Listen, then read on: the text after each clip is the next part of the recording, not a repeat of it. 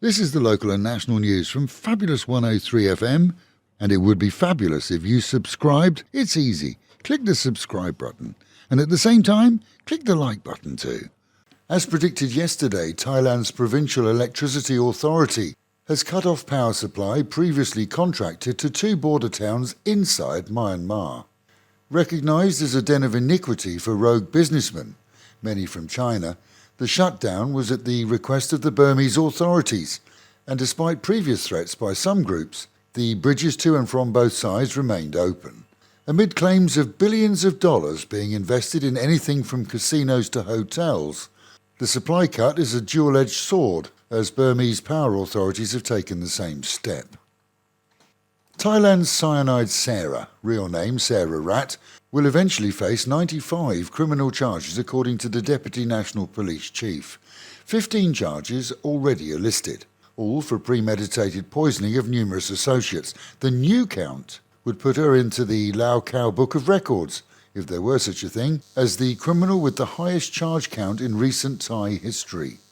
With her being in the immediate proximity of each of her victims at the time of their demise, her supply of cyanide, established by authorities, and her financial or other gain for each case proven, she isn't likely to see the light of day except through bars for an exceedingly long time, if ever. Thailand's police authorities are reported to be adding to the number of the so-called crowd control units in response to expectations of more and longer demonstrations in the future. Quite what that prediction is based on has not been reported, but it's open to interpretation. And those assigned will be on call for protests around the nation, but primarily in the capital.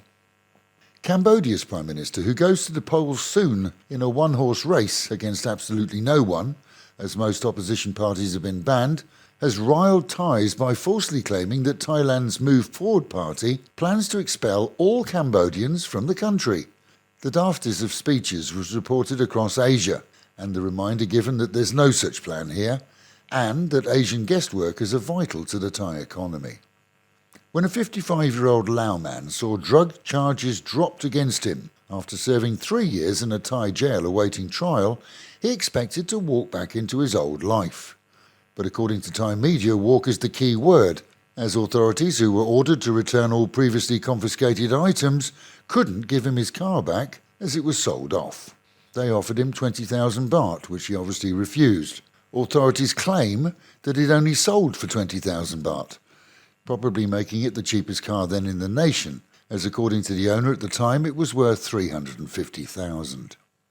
Meanwhile at home and in Pattaya, the casebooks regarding the killing of a British man at Lake Maprachan 17 years ago has finally been closed this week. Back in the days of little street lighting and narrow highways, 47-year-old Stephen Parkinson died after a gang of 4 locals took him down as he rode his motorbike, robbing him of some 40,000 baht and then fleeing. 3 of the 4 were caught and jailed. The 4th managed to abscond, until now, 17 years later, when he was admitted to a government hospital elsewhere for medical treatment, and a government-operated database linked him to an outstanding warrant. He's now recovered enough to be back in Pattaya, and his sentence is already on record, as he was tried in his absence back then. A Bangladeshi tailor shop owner in Pattaya has contacted police here and in Mae Sot after the disappearance of his nephew, who flew there for a job interview, which has now been established didn't exist. It seems that the 23-year-old graduate, a computer expert, may have been lured to the region and taken against his will.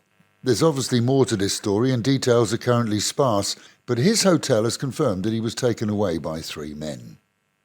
Small storms hit part of the region yesterday but were over and done with within a short time. Today sees similar expectations as the Met Office promises lower temperatures, highs of 31 dropping to 27 and the real feel of just 35, but with the chance of rain at any time. Local and national news today from Fabulous 103 FM and Fabulous Pattaya Media Group.